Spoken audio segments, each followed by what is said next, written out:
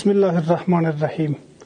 به سلسله ترمیمات طیاره‌های قوای هوایی، این بار با تلاش شبانه‌روزی انجینران و تکنیککاران قماندانی عمومی قوای هوایی وزارت دفاع ملی، 2 بال طیاره ترانسپورتی نظامی نوع NC-2 و 1 بال طیاره ترانسپورتی نظامی N-26 ترمیم گردیده و آماده فعالیت می باشد.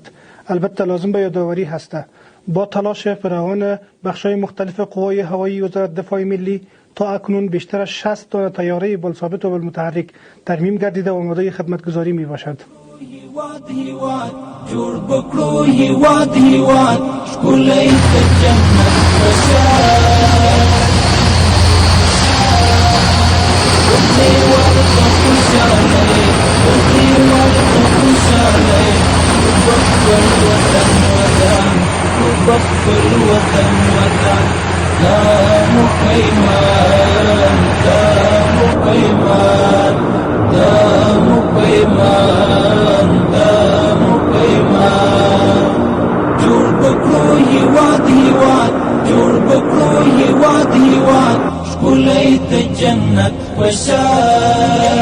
جنت بشار وزي ورد خوشالي وزي ورد خوشالي ربخ بالوطن ودان ربخ بالوطن